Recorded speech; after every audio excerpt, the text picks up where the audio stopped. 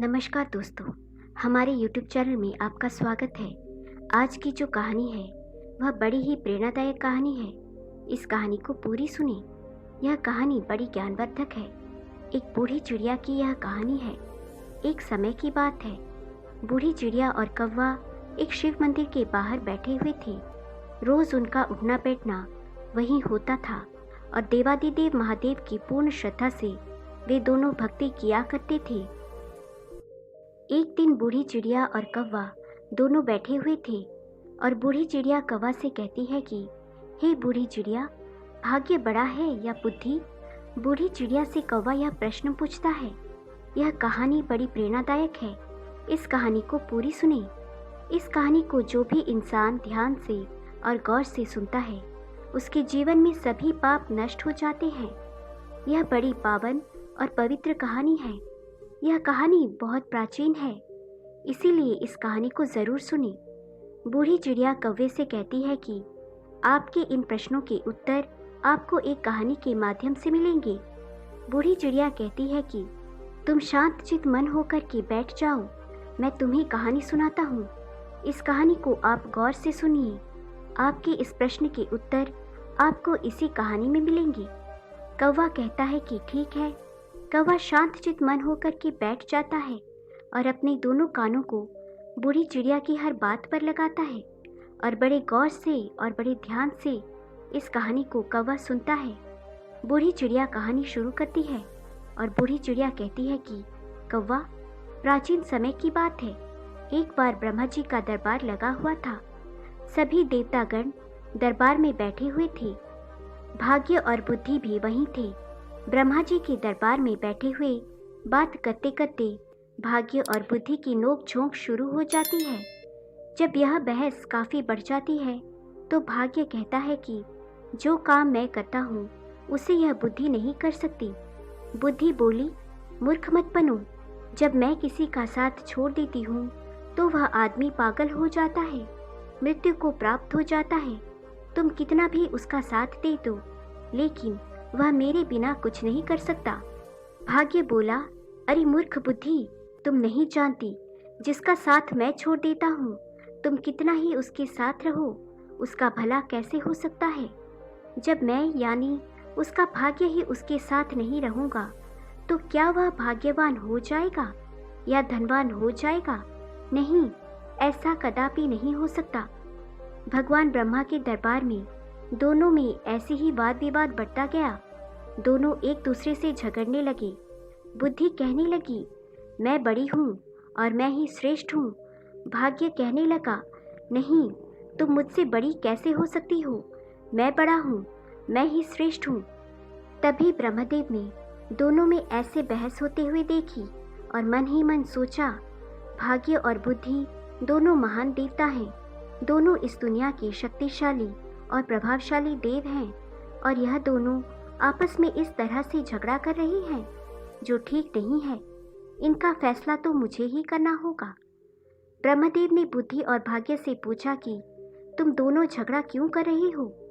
भाग्य कहने लगा, ब्रह्मदेव, मैं जिस मनुष्य का साथ छोड़ देता हूँ वह मनुष्य क्या कर सकता है? वह तो अपना सारा जीवन गरीबी और दरिद्रता में ही गुजारेगा। वह अपने जीवन में कभी भी खुश नहीं रह सकता। इतना सुनते ही बुद्धि बोल उठी, नहीं ब्रह्मदेव, भाग्य झूठ कह रहा है। जब मैं किसी का साथ छोड़ देती हूँ तो भाग्य चाहे उस मनुष्य का जितना भी साथ दे, वह मनुष्य कभी कुछ नहीं कर सकता। बुद्धिहीन मनुष्य तो मृतक के समान होता है। भगवान ब्रह्मा ने दोनों की बातों को ध्यान से सुना। इन दोनों की बात सुनकर ब्रह्मदेव मन ही मन सोचने लगे कि इन दोनों की समस्या तो बहुत गंभीर है। इस समस्या का फैसला कैसे किया जाए? उसके बाद ब्रह्मदेव ने उन दोनों से कहा, ऐसे पता नहीं चलेगा, आप परीक्षण कीजिए। भाग्यदेव, आप अपने भाग्य का परीक्षण कीजिए और बुद्धिदेव, आप अपनी बुद्धि का परीक्षण कीजिए। इसका प्रयोग करके बताइए कि तुम दोनों में से कौन बड़ा और श्रेष्ठ है। भाग्यदेव बोला कि ब्रह्मदेव, जैसा आपका आदेश होगा मैं उसी का पालन करूंगा, लेकिन आप मेरी बात मान लें, बुद्धि कभी भी मुझसे बड़ी नहीं हो सकती। ब्रह्मदेव ने कहा कि आप मृत्युलोक को ध्यान से देखिए। ब्रह्मदेव ने भाग्यदेव और बुद्धि को मृत्युलोक दिखाया। मृत्युलोक दिखाकर कहने लगे, देखो, इस जंगल में एक गरीब बुढ़िया और उसका इकलौता 20 वर्ष का बेटा झोंपड़ी डालकर रहते हैं। वह बहुत ही गरीब हैं। उन्हें खाने के लिए अनाज का एक दाना भी नसीब नहीं हो रहा है। अब तुम दोनों इन पर अपने भाग्य और अपनी बुद्धि की शक्ति आजमाओ। तुम दोनों में से जो भी इस गरीब बुढ़िया के बेटे को धनवान बना देगा या सम्राट बना देगा, वही तुम दोनों में से बड़ा होगा, श्रेष्ठ होगा। ब्रह्मदेव की बात सुनकर भाग्यदेव कहने लगा, हे परमपिता, बस यह तो छोटी सी बात है। भाग्यदेव की बात सुनकर बुद्धि बोली, यह छोटी सी बात कैसे हो सकती है? जब तक मैं उसका साथ नहीं दूंगी तब तक तुम इसे कभी राजा नहीं बना सकते, उसे सम्राट नहीं बना सकते। भाग्य ने कहा, बुद्धि, तुम नहीं जानती, मैं उसका साथ दूंगा तो इसे राजा ही नहीं बल्कि एक महान सम्राट बनाऊंगा। भाग्य की बात सुनकर बुद्धि बोली, ठीक है, हम दोनों इसी पर अपनी शक्ति का उपयोग करते हैं। इससे हम दोनों की समस्या का फैसला भी हो जाएगा। इसमें जो जीतेगा वही बड़ा या श्रेष्ठ माना जाएगा। इसके बाद भाग्यदेव ब्रह्मदेव से कहने लगा, हे ब्रह्मदेव, पहले मुझे अपनी श्रेष्ठता सिद्ध करने की अनुमति दीजिए। मुझे यहाँ से जाने और इस लड़के को सम्राट बनाने की आज्ञा दीजिए। ब्रह्मा जी कहते हैं, ठीक है। ब्रह्मदेव के कहते ही बुद्धि ने ब्रह्मदेव से कहा कि ब्रह्मदेव, मैं इस लड़के का साथ छोड़कर जा रही हूँ। उसकी बात सुनकर भाग्य ने कहा कि ठीक है, तुम अभी उस लड़के का साथ छोड़ दो और ब्रह्मलोक में आ जाओ। बुद्धि भाग्य से कहने लगी, भाग्य, ध्यान रखना, कहीं ऐसा न हो कि तू इसे सम्राट बनाने के चक्कर में मार दे। यह व्यक्ति मरना नहीं चाहिए। भाग्य कहने लगा, बुद्धि, तुम यह सब दूर से देखती रहो। आज तुम्हारी हार निश्चित है, क्योंकि मैं ही तुमसे ज्यादा शक्तिशाली और बलवान हूँ। बुद्धि बोली, ठीक है, मैं अभी इसी समय इस लड़के का साथ छोड़ रही हूँ। ऐसा कहकर बुद्धि ने उसका साथ छोड़ दिया। बुद्धि के साथ छोड़ते ही वह लड़का अपनी सुध बुध खो बैठा। एक निर्गुणी बनकर रह गया, पागल और मूर्ख बनकर रह गया। अब भाग्य अपना काम करना शुरू करता है। भाग्य देखता है कि उस व्यक्ति के पास कुछ नहीं है।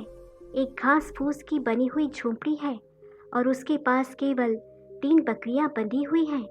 वह लड़का उन बकरियों के खाने के लिए पेड़ पौधों की पत्तियां काट कर लाता है और वह उन बकरियों को चराता है। वह पूरा दिन इसी में गुजार देता है। उसकी स्थिति देखकर भाग्य सोचता है, ना इसके पास पहनने के लिए कोई अच्छे वस्त्र हैं और ना ही इसके पैरों में पहनने के लिए कोई जूते हैं। अब मैं इसका साथ दे रहा हूँ और मैं इसे राजा बनाकर ही रहूँगा। भाग्य ने पासा पलटा और जिस रास्ते से चरवाहा निकलकर जा रहा था, भाग्य ने उस रास्ते में एक सुंदर सोने के जूतों की जोड़ी उसके रास्ते में रख दिए। लड़के का ध्यान उन जूतों पर गया, परंतु वह उन्हें पहचान नहीं पाया कि यह सोने के जूते हैं। उसे तो बस पैरों में पहनने के लिए जूते चाहिए थे, इसीलिए उसने उन सोने के जूतों को अपने पैरों में पहन लिया और सोचने लगा कि चलो, जूते तो मिल गए, इससे मेरा बहुत समय का काम चल जाएगा। अब जंगल से चारा लाते हुए और बकरियों को चराते हुए मेरे पैरों में कांटे नहीं लगेंगे। उन जूतों को पहनकर वह अपने घर आ जाता है। प्रतिदिन उसकी यही दिनचर्या चलती रही। वह जंगल में बकरियों को चराने जाता और जंगल से पेड़ पौधों की पत्तियां काट कर लाता और बकरियों को चराता रहता था। उसकी माता की बुद्धि भी समाप्त हो गई थी, क्योंकि बुद्धि उसे भी छोड़कर चली गई थी। भाग्य ने तो उस चरवाहे का खूब साथ दिया, लेकिन उसके जीवन में कोई बदलाव नहीं आया। भाग्य सोचने लगा कि मैंने तो इसे सम्राट बनाने का संकल्प लिया है, परंतु यह तो मुझे मूर्ख या पागल दिखाई देता है। इसका व्यवहार तो पागलों और मूर्खों की तरह हो गया है। यह सब देख रही बुद्धि ने भाग्य से कहा कि क्या तुम नहीं जानती कि मैंने उसका साथ छोड़ दिया है? जब मैं किसी व्यक्ति का साथ छोड़ देती हूँ तो वह ऐसा ही व्यवहार करता है। भाग्य बुद्धि से कहने लगा कि मैं भी देखता हूँ कि तुम क्या कर सकती हो। अब तुम भी देखोगे कि मैं क्या कर सकता हूँ। उस देश के नज़दीक के ही एक देश का राजा तेज प्रताप था। उसका एक सौदागर था। वह अलग अलग देशों और स्थानों पर जाकर व्यापार करता था। वह सौदागर के पास व्यापार करने के लिए कुछ ऊँट थे। वह उन ऊँटों पर पीतल लाद कर ले जाता था और दूसरे देश में जाकर व्यापार किया करता था। एक दिन वह सौदागर उसी जंगल से गुजर रहा था जहाँ पर वह चरवाहा रहता था और अपनी बकरियां चराता था। वह सौदागर ऊँट लेकर जा रहा था। तभी रास्ते में जाते हुए उसकी नज़र उस चरवाहे के पैरों पर पड़ी। सौदागर ने देखा कि इस चरवाहे के पैरों में तो सोने के जूते हैं और यह इनकी कोई कदर भी नहीं कर रहा। इसे देखकर लगता है कि यह सोने के जूतों के बारे में तो शायद जानता भी नहीं है। सौदागर अपनी ऊँट से नीचे उतरकर उस चरवाहे से पूछने लगा, भाई तुम यह जूते कहाँ से लाए हो? उस चरवाहे ने उस सौदागर को बताया कि यह जूते मुझे इस जंगल में रास्ते पर पड़े हुए मिले थे। सौदागर ने उस चरवाहे से पूछा कि क्या तुम इस जूतों को मुझे बेचना चाहोगे? वह चरवाहे ने कहा, जरूर बेच दूंगा। इन्हें पहनते पहनते मुझे बहुत समय हो गया है, लेकिन यह टूटते या फटते बिल्कुल भी नहीं है। यह तो काफी समय से ऐसे ही है। व्यापारी ने चरवाहे से कहा कि यह जूते मुझे बेच दो। इन जूतों के बदले में जो चाहो मुझसे वह ले लो। उस चरवाहे ने व्यापारी से कहा कि मुझे इन जूतों के बदले में ज़्यादा कुछ नहीं चाहिए, सिर्फ एक मुट्ठी अनाज चाहिए जिससे मुझे और मेरी माता को 2 समय का भोजन प्राप्त हो जाए। हम तो भूखे मरते हैं। उसने सौदागर को वह सोने के जूते एक मुट्ठी अनाज के बदले ही दे दिए। सोने के जूते पाकर वह सौदागर बहुत खुश हो गया। वह सौदागर उस चरवाहे को एक मुट्ठी अनाज देकर चला जाता है। तब बुद्धि भाग्य से कहने लगी, भाग्य देखते नहीं, तुम्हारे जूते तो एक मुट्ठी अनाज के बदले में ही बिक गए। तुम समझ रहे हो ना? तुम्हारे सोने के जूते एक मुट्ठी आटे में जा रहे हैं। भाग्य ने बुद्धि की बात सुनकर कहा, बुद्धि तुम चिंता मत करो, मैं जिसका साथ देता हूँ उसे कोई भी राजा बनने से नहीं रोक सकता। मैं इसे एक महान सम्राट बनाकर ही रहूँगा। बुद्धि कहने लगी, भाग्य तुम मेरे बिना कुछ नहीं कर सकते। देखना, तुम इसे अवश्य मार दोगे। यह बेचारा कहीं राजा बनते बनते मर न जाए। भाग्य ने कहा, बुद्धि तुम कैसी बातें कर रही हो? देखना अब मैं क्या करता हूँ। और इतना कहकर भाग्य फिर से उस व्यक्ति के पास आता है। भाग्य ने दूसरे सोने के जूतों की जोड़ी, जो सोने चांदी हीरों से जड़ी हुई थी, उसी रास्ते पर रख दी जिस मार्ग से चरवाहा बकरियों के लिए पत्ते लेने जंगल से जा रहा था। उस चरवाहे को फिर से सोने के जूते मिले तो वह बड़ा प्रसन्न हो गया। उधर दूसरी तरफ वह सौदागर जिसने वह जूते लिए थे सोच रहा था कि क्यों ना मैं इन्हें अपने राजा को भेंट करूं, ताकि महाराज प्रसन्न होकर मुझे कुछ इनाम दे दे। यह सोचकर वह सौदागर सोने के जूतों को लेकर महाराज तेज प्रताप के महल में गया। राज दरबार में जाकर उसने वह सोने के जूते राजा को दे दिए और कहने लगा, महाराज यह स्वर्ण जूते मैं खास तौर पर आपके लिए लेकर आया हूँ। यह जूते अद्भुत हैं। ऐसे जूते तो हमारे महाराज के पास होने चाहिए थे। महाराज तेज प्रताप जूतों को देखकर बहुत प्रसन्न हुए। सोने के सुंदर जूते देखकर उन्हें ऐसा लग रहा था कि जैसे यह जूते देवलोक से आए हों और देवताओं ने इन्हें बनाया हो, मानो स्वयं विश्वकर्मा ने इन्हें बनाया हो। इतने सुंदर जूते देखकर वह खुश हो गए और अपनी मंत्री से कहने लगे कि सौदागर को 10 सहस्त्र स्वर्ण मुद्राएं इनाम में दे दो। राजा तेज प्रताप ने उस सौदागर को 10 सहस्त्र स्वर्ण मुद्राएं इनाम में दिलवा दी। इतनी ज्यादा स्वर्ण मुद्राएं पाकर सौदागर बहुत खुश हो गया और अपने व्यापार को बढ़ाने की सोचने लगा। उसके बाद वह दोबारा अपने ऊँटों पर पीतल लाद कर दूसरे देश में व्यापार करने के लिए चल पड़ा। वह सौदागर अपने व्यापार के लिए उसी जंगल से होते हुए जाता था जहाँ वह चरवाहा अपने पशुओं को चराता था और अपनी माता के साथ रहता था। इस बार भी उसी जगह से जा रहा था और संयोगवश चरवाहा भी वहीं पर अपनी बकरियों को चरा रहा था। जंगल में अपने सामने उस चरवाहे को दोबारा देखकर वह सौदागर खुश हो गया और उसने फिर से उस चरवाहे के पैरों की ओर देखा। उसके पैरों में दूसरी जोड़ी स्वर्ण जूते देखकर उसने सोचा, इसके पास तो और सोने के जूते आ गए, न जाने यह कहाँ से ऐसे जूते लेकर आता है। सौदागर ऊंट से उतरा और उतरकर उस चरवाहे के पास आया और चरवाहे से बोला, भाई, क्या तुम फिर से इन जूतों को भी बेचना चाहोगे? चरवाहे की तो जैसे मन चाहे मुराद पूरी हो गई।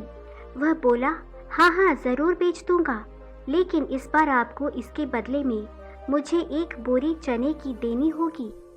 सौदागर भी खुश हो गया और बोला, हाँ हाँ ठीक है, मैं 1 बोरी चने की दे दूंगा। चरवाहे ने एक शर्त और रख दी। वह बोला, चने भुने हुए होने चाहिए। सौदागर ने उसकी यह बात भी मान ली।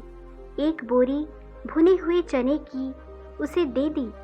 वह उससे सोने के जूते की दूसरी जोड़ी भी लेकर आगे चला गया। अब सौदागर के मन में यह विचार आने लगा कि पहले 1 जोड़ी जूते जो मैंने महाराज को भेंट किए थे, उसके बदले महाराज ने मुझे 10 सहस्त्र स्वर्ण मुद्राएं दी थी।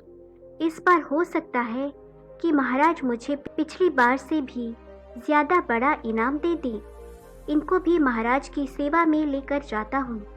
वह इस बार भी उन हीरे जवाहरात और रतन जड़े सोने के जूतों को लेकर राजा तेज प्रताप के दरबार में पहुँच गया। सौदागर राजा से बोला कि महाराज, मैं आपके लिए हर बार कोई न कोई विचित्र वस्तु लाता रहता हूँ। हे राजन, आप इन्हें स्वीकार कीजिए। राजा तेज प्रताप ने जब जूतों को देखा तो कहने लगा, सच में यह बहुत सुंदर हैं। यह सोने के जूते हैं और पिछली बार दिए गए सोने के जूतों से भी ज़्यादा सुंदर हैं। सौदागर, मुझे तुम यह बताओ कि तुम यह जूते लाते कहाँ से हो? तुम्हें यह जूते कौन देता है? और वह सौदागर सोच में पड़ जाता है। सौदागर को कुछ समझ नहीं आया, अब राजा को क्या जवाब दे। तो वह सौदागर सोच विचार कर उसने झूठ बोलना ही ठीक समझा और बोला कि महाराज, द्रविड़ देश में एक सम्राट है। सम्राट के यहाँ मैं अपने पीतल का व्यापार करने जाता हूँ तो वह इनाम में ऐसे जूते दे देते हैं। उन्होंने 2 बार मुझे सोने के जूते दिए तो मैंने दोनों बार वह आपकी सेवा में अर्पित कर दिए। यह सुनकर राजा सौदागर से बोला कि सौदागर, क्या उस राजा को कोई पुत्र है? सौदागर ने फिर झूठ बोल दिया। उसने कहा, नहीं महाराज, अभी तो वह सम्राट खुद ही कुमारा है, उनका विवाह नहीं हुआ है। यह सुनकर राजा तेज प्रताप बोले, ठीक है सौदागर, हमारी पुत्री बहुत सुंदर है। तुम अपने उस सम्राट से जाकर मिलो और उनसे पूछो कि हम अपनी पुत्री का विवाह उसे करना चाहते हैं, क्या उन्हें मंजूर है? राजा की आवाज़ सुनकर सौदागर सोचने लगा कि अब तो मैं फंस गया। मैं तो यह जूते किसी राजा से नहीं लाता बल्कि एक चरवाहे से लेकर आता हूँ, लेकिन अब तो मैं झूठ बोल चुका हूँ। अब मेरा क्या होगा? मैं तो अपने ही बोले हुए झूठ में फंस चुका हूँ। राजा ने सौदागर को आदेश दिया, सौदागर, उस राजा के पास जाओ और किसी भी तरह उन्हें तैयार करके आओ कि वह हमारी पुत्री से विवाह करे। अब तो सौदागर और चिंता में पड़ गया। सौदागर राज दरबार से वापस आ गया। अपने घर वापस आकर उसने दोबारा अपने ऊँटों पर पीतल को लादा और व्यापार करने चल पड़ा। वह जब दोबारा जंगल में पहुंचा तो वह सोचने लगा कि मुझे यहाँ यह चरवाहा नहीं मिला तो मुझे सोने के जूते नहीं मिलते, और वह सोने के जूते मुझे नहीं मिलते तो मैं वह जूते राजा को नहीं देता, और आखिरकार झूठ बोलकर मैं राजा के क्रोध का शिकार नहीं बनता। इस चरवाहे ने मुझे भी राजा के क्रोध का शिकार बना दिया।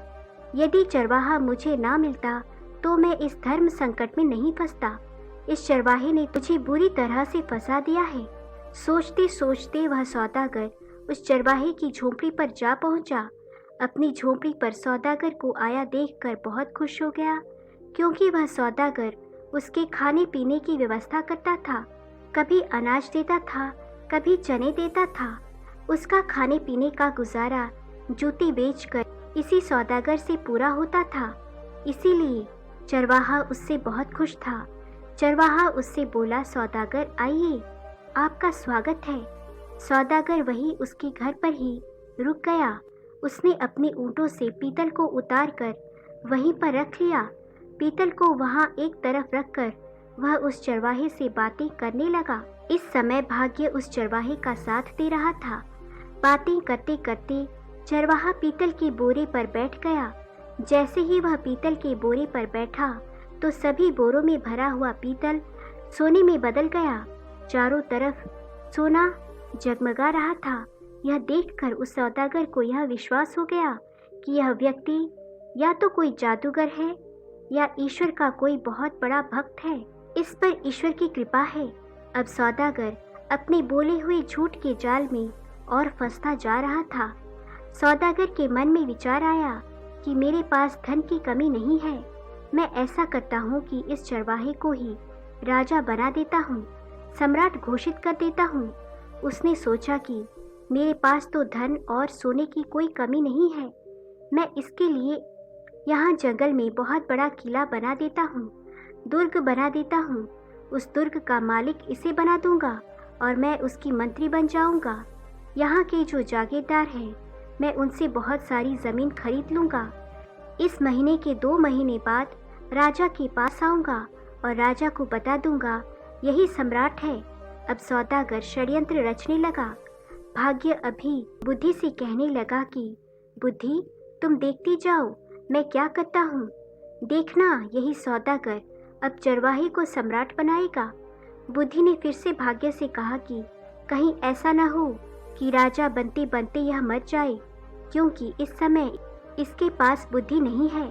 जब यह बात भाग्य ने सुनी तो वह बोला कि बुद्धि, तुम इतना घमंड मत करो, तुम अपना ज्यादा दिमाग मत लगाओ, यह सम्राट अवश्य बनेगा। दूसरी ओर सौदागर उस चरवाहे से कहने लगा कि चरवाहे, मैं तुम्हें यहाँ का सम्राट बना देता हूँ और तुम्हारे रहने के लिए एक बड़ा महल बना देता हूँ। सौदागर में बुद्धि थी, क्योंकि उसका साथ बुद्धि दे रही थी। बुद्धि ने चरवाहे और चरवाहे की माता का साथ छोड़ दिया था। वह उस सौदागर से कहने लगा कि भाई, ठीक है, तुम्हें जो ठीक लगे वह करो, लेकिन एक बात है, मेरी इन बकरियों को मत छेड़ना।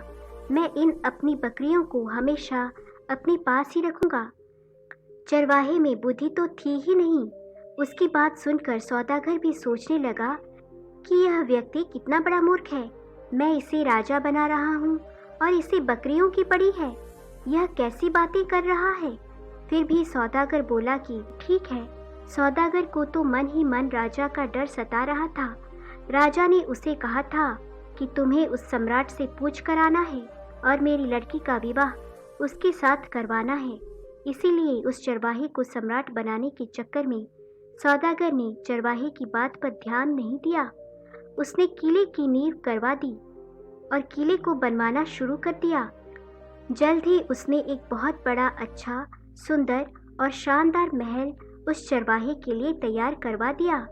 सौदागर ने आसपास के सभी जागीरदारों से उनकी ज़मीन खरीद ली। उसने चरवाहे के लिए एक सेना भी बनानी शुरू कर दी। नौकर चाकर रखे, दास दासियां रखी। यह सब देखकर वह बुद्धिहीन चरवाहा मन ही मन सोचने लगा कि न जाने यह सौदागर कहाँ से आ गया। इसने तो हमारी जिंदगी खराब कर दी। अब तो मुझे अपनी बकरियों को चराने के लिए भी समय नहीं मिलता है। यह हमेशा बातें करने में लगा रहता है। चरवाहे का तो अभी भी वही हाल था। वह बकरियों को जंगल में ले जाता और चरा कर वापस लाता। सौदागर ने उस चरवाहे के लिए राजसी वस्त्र सिलवाए, उसके शीश पर मुकुट रखा, लेकिन चरवाहे ने अपना स्वभाव नहीं बदला। चरवाहा सौदागर से कहने लगा, तुम्हें जो भी ठीक लगे वह करो, परंतु मेरी बकरियां कहीं नहीं जानी चाहिए। अगर मेरी बकरियां चली गई तो मैं तुम्हें जीवित नहीं छोड़ूंगा। तुमने इतनी भीड़ को इकट्ठा कर लिया है, हमारा जीवन खराब कर दिया है। सौदागर कहने लगा कि अरे चरवाहे, मैंने तो तुम्हें राजा बना दिया है, मैं तुम्हारा मंत्री बनूंगा। लेकिन उस चरवाहे की समझ में यह सब कुछ नहीं आ रहा था। दोस्तों, अब भाग्य बुद्धि से कहने लगा, बुद्धि देखो, मैंने इस चरवाहे को राजा बना दिया है, अब यह एक किले का मालिक बन चुका है। बुद्धि कहने लगी, अरे भाग्य, तुम क्यों झूठ बोल रही हो? यहाँ बैठे हुए समस्त देवता इस बात का फैसला करेंगे कि तुमने इसे राजा बना दिया या यह अब भी वही चरवाहा है।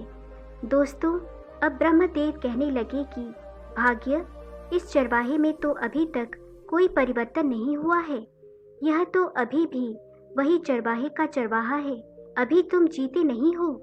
अभी तो बुद्धि बोलने लगी कि ब्रह्मदेव, ऐसा होगा ही नहीं, क्योंकि जब तक मैं चरवाहे का साथ नहीं दूंगी तब तक चरवाहा राजा तो बनेगा ही नहीं, बल्कि उसके प्राण भी संकट में आ जाएंगे। यह मूर्खता करेगा और मारा जाएगा। परंतु भाग्य बोला, बुद्धि, मैं आपका साथ दूंगा तो तुम कुछ नहीं कर सकोगी, तुम बैठी रहो और तमाशा देखती रहो। दोस्तों, भाग्य फिर उस चरवाहे के पास आ जाता है। दोस्तों, उस सौदागर ने क्या किया कि उसने जो उस चरवाहे की 3 बकरियां थीं, उन्हें भी किसी बकरियां खरीदने वाले को बेच दिया।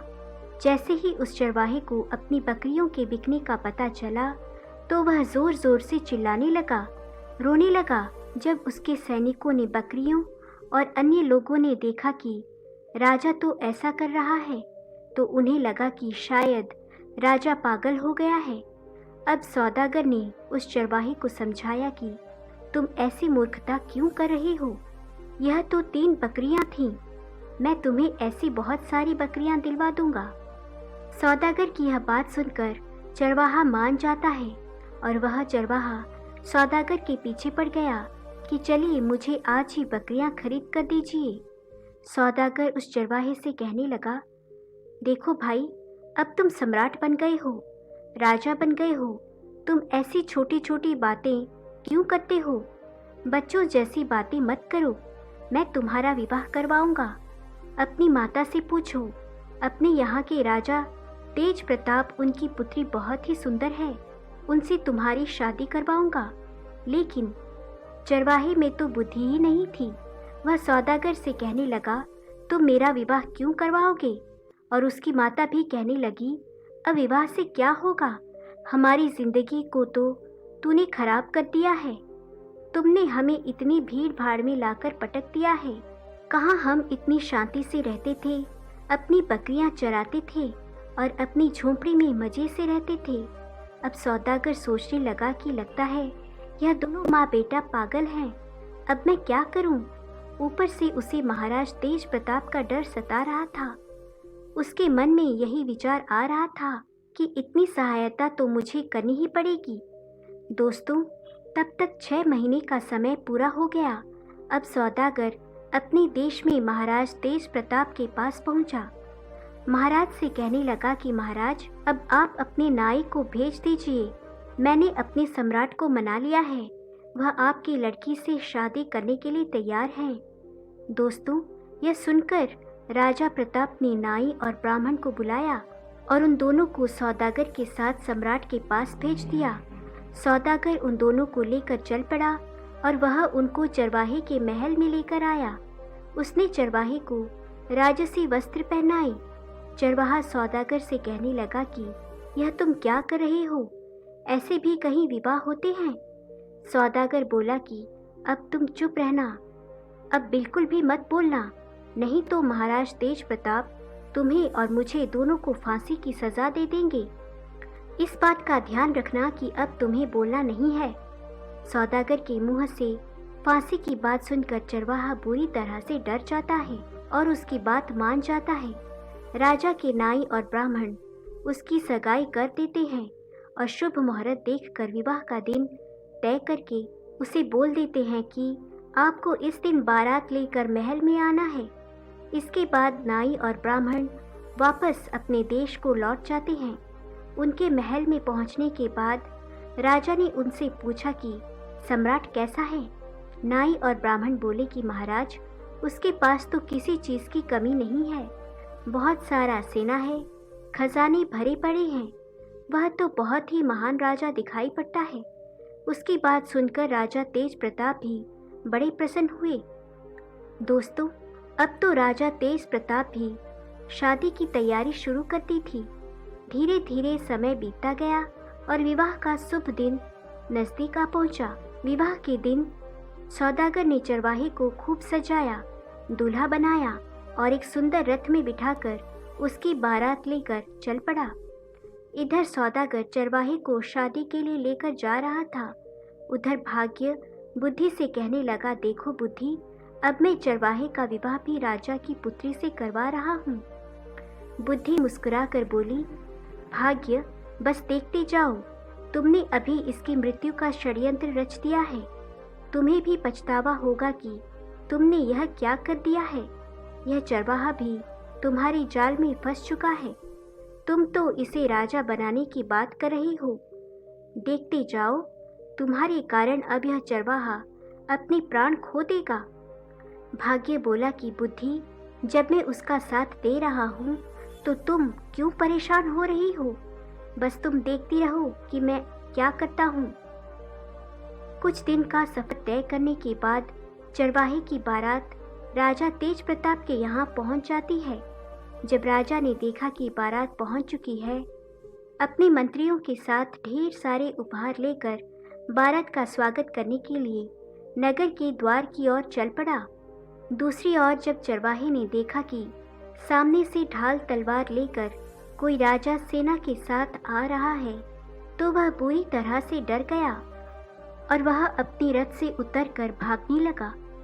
चरवाहे को भागता देखकर सौदागर ने सोचा कि यह तो पक्का मुझे मरवाएगा। सौदागर भी रथ से उतरकर पकड़ने के लिए उसके पीछे पीछे भागता है और उसे पकड़ लेता है। सौदागर पकड़कर उसे समझाता है कि राजा तुम्हें भी मार देगा और मुझे भी, तुम ऐसे क्यों भाग रही हो? चरवाहा डर गया और चरवाहा बोला, ठीक है, लेकिन तुम्हें हर समय मेरे साथ ही रहना पड़ेगा। सौदागर के हाँ करने पर सौदागर के साथ वापस आ गया। सौदागर से कहने लगा कि यह राजा तो तलवार लेकर आ रहा है, कहीं हमें काटेंगे तो नहीं? सौदागर ने कहा, चिंता मत करो, वह तुम्हें कुछ नहीं कहेंगे, तुम्हारा विवाह होगा, तुम्हें दुल्हन मिलेगी, तुम डरो मत। इतना सुनकर वह चरवाहा वापस आकर अपने रथ पर बैठ जाता है।